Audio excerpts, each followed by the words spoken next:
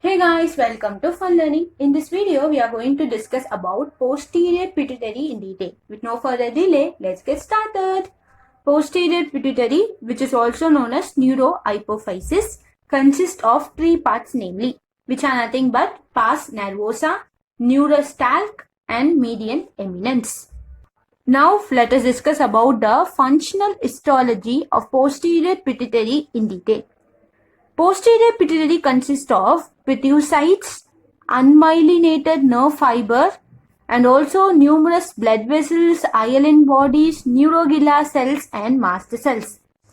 Pituocytes are the cell which is derived from Gilla cells. We know that Gilla cells are the supporting cells of the nervous system.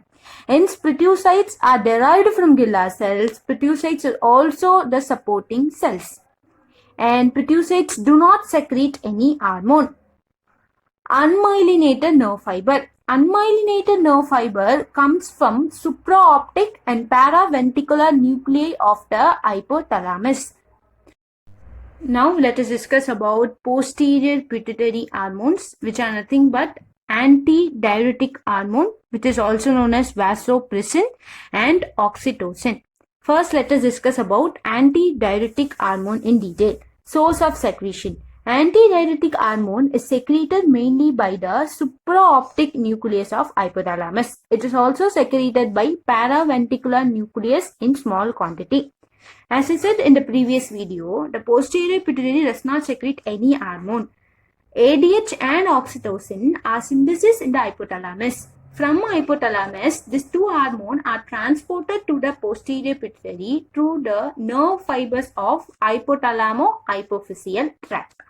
So, to be specific, ADH is being secreted by the supraoptic nucleus that is present in the hypothalamus, whereas oxytocin is being secreted by the paraventricular nucleus situated in the hypothalamus. The chemistry of antidiuretic hormone is nothing but it is polypeptide in nature and half-life is 18 to 20 minutes. Now, let us discuss about the action of antidiuretic hormone, which is also known as vasopressin. So, it has two functions. First function is related to the name antidiuretic hormone. Second one is the vasopressin. Okay, va? So, antidiuretic hormone. So, what is diuretic na enna abdina? It increased in the dilution abdinato. That is, in that specific fluid or solution, there is increased content of water abdinato. Okay, va?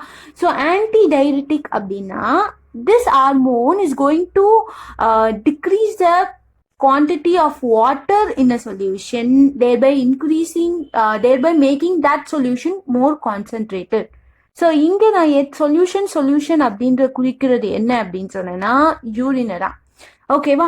So, the first important function of antidiuretic hormone is nothing but the retention of water. That is, it increases the ADH increases the facultative reabsorption of water from distal convoluted tubule and collecting that in the kidney, thereby making urine concentrated. Mode of action, ADH acts via V2 receptors by regulating aquaporins. Aquaporins are nothing but a water channel. Second important function of antidiuretic hormone, as I said previously, antidiuretic hormone is also known as vasopressin, hence it has vasopressor action. In large amount, antidiuretic hormone shows vasoconstrictor action. Due to vasoconstriction, the blood pressure increases. Antidiuretic hormone acts on blood vessel through V1A receptors. However, the amount of antidiuretic hormone required to cause the vasopressor effect is greater than the amount required to cause the antidiuretic effect. Regulation of secretion of antidiuretic hormone. The potent stimulant for ADH secretion are decrease in the ECF volume and increase in osmolar concentration in ECF. Now let us discuss about oxytocin. Source of secretion. Oxytocin is secreted mainly by the paraventricular nucleus of hypothalamus. It is also secreted by supraoptic nucleus in small quantity. Chemistry, oxytocin is polypeptide in nature. Half-life 6 minutes. Okay, ma? Now let us discuss about the action of oxytocin. Oxytocin acts on mammary gland as well as the uterus. First, let us discuss about the action of oxytocin on mammary gland. So, whenever the baby sucks the milk from the nipple, the touch receptors around the nipples are stimulated. The impulses from these touch receptors are being carried to the paraventricular and supraoptic nuclei of hypothalamus through somatic afferent nerve fiber. And as a result, oxytocin are released.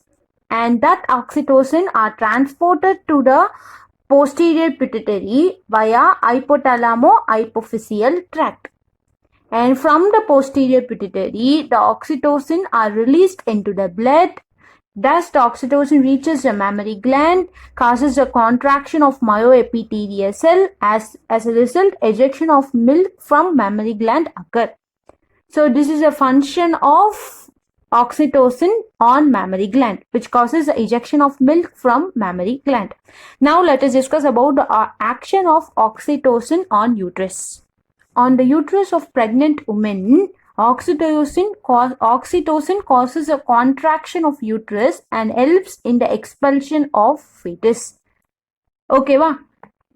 On a non-pregnant uterus, oxytocin facilitates the transport of sperm through female genital tract up to the fallopian tube by producing the uterine contraction during sexual intercourse. So, on pregnant uterus, it causes the contraction and helps in a contraction of uterus and helps in the expulsion of fetus, whereas in the non-pregnant uterus, it facilitates the transport of sperm up to the fallopian tube. In male, the release of oxytocin increases during ejaculation. It facilitates the release of sperm into urethra by causing the contraction of smooth muscle fibers in reproductive tract. The hyperactivity of posterior pituitary results in syndrome of inappropriate hypersecretion of antidiuretic hormone. Whereas hypoactivity of posterior pituitary result in diabetes insipidus, which is because of ADH deficiency, where we have polyuria and polydipsia. Thanks for watching. With this, I am completing today's video. If you like this video, please subscribe to my channel.